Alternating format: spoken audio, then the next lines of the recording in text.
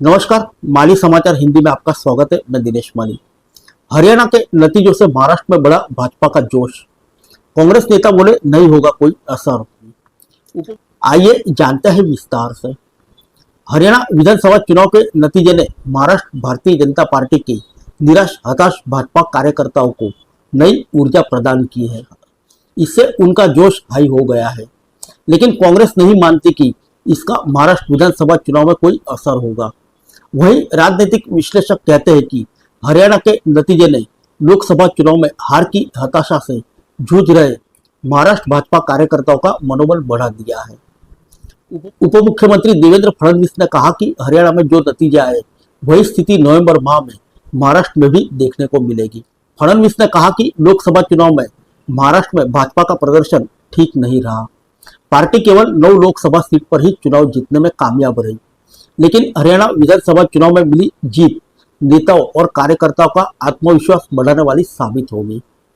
फडणवीस ने कहा कि हरियाणा की जनता ने प्रधानमंत्री नरेंद्र मोदी पर विश्वास जताया है। हमें किसी में हराने की ताकत नहीं थी, हमें चौथे पक्ष के फेक नैरेटिव ने हराया। उन्होंने कहा कि हम फेक नैरेटिव का उत्तर ठीक नैरेटिव से देंगे।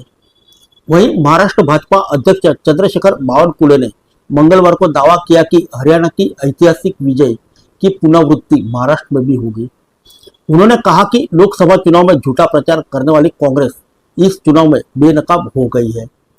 दूसरी ओर वरिष्ठ नेता रमेश चन्नीथला ने कहा कि हरियाणा चुनाव के नतीजे का महाराष्ट्र में कोई असर नहीं होगा।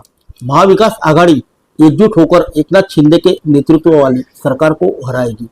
उन्होंने कहा कि महाराष्ट्र और हरियाणा में राजनीतिक परिस्थितियां पूरी तरह से अलग है। महाराष्ट्र में लोग बदलाव के लिए नई सरकार लाने के लिए तैयार है। हम जल्द अपना घोषणा पत्र जारी करेंगे। हमारा मनोबल ऊंचा है।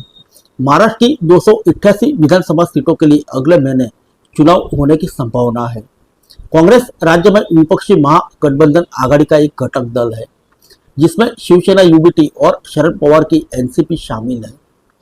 फिर मिलेंगे अगले बुलेटिन में अन्य किसी खबर के साथ। तब तक के लिए इजाजत दीजिए। नमस्कार।